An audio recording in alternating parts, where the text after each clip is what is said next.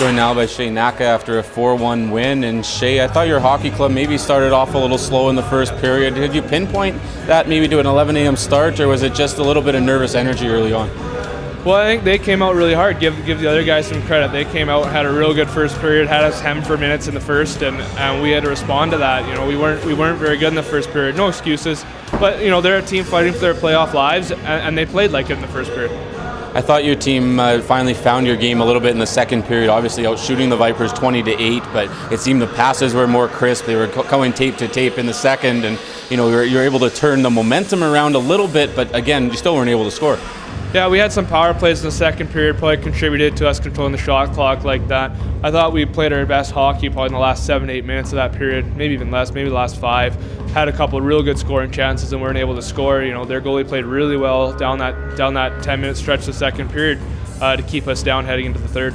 When we talk about Jonathan Desbiens, we talk about the big goals he scores. You know, normally we talk about the game winners that he has, but today it was a tying goal to tie up the game. And, you know, it took a while to get a go-ahead goal in that game, but after a scary fall into the boards, I thought Desbiens bounces right back up. 10 seconds later, the puck's in the net. Yeah, you know, I thought he was fighting the puck a little bit probably in the first 2 periods, maybe trying to do a little too much, and, you know, a bounce went his way. The bounce went his way there, and he was able to capitalize like he's done so often for us. Fourth line I thought was really good tonight. Jared Marino, Reed Gunville, Quinn Foreman, and obviously they get rewarded with that game winner for Gunville there in the slot, and then Foreman's empty netter. But again, able to match up here on home ice, that seemed to be a big benefit for the Warriors. Yeah, they had a real good night. All 3 of those guys. Quinn had an excellent night. Jared was real hard on pucks tonight. Thought he did a real good job defensively, and then Reed scores the game winner for us. So real good night for those guys, and hopefully we can see that again tomorrow.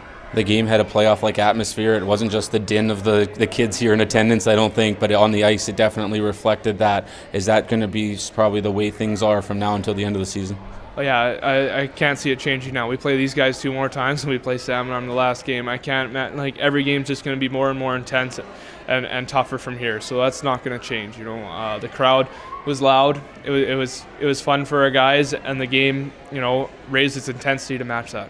Thanks, Shea. Thanks, Kyle. Joined now by Jared Marino, and Jared, maybe a little bit of a slow start for the hockey team in the first period. Talk about the emotions maybe playing in this crowd of, you know, about 1,200 kids going crazy all night.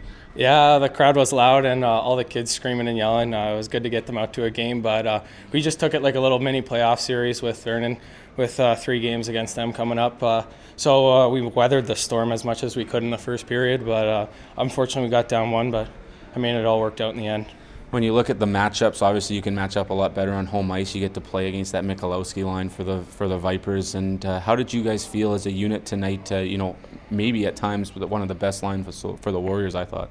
Yeah, you know, they're a good line, and they work hard and they come at you. But we had success towards the end of the game, and you know, we just got down low and used our bodies to our advantage, and you know, it worked out in our advantage. Talk about that winning goal from Reed Gunville. I know Quinn Foreman hits the crossbar in a tight angle with a wide open net, and then everyone's kind of wondering, and then it just happens to go right onto the stick of Reed. Yeah, you know, just a mad scramble in front. We were just all over them, and we finally got it back to the point. Andy took a shot, and you know, Quinn tipped it, and then sure enough, rolling puck, Gunner found it and put it in the back of the net, and you know, it's good. Of course, the rough stuff starts in the last minute of the game. All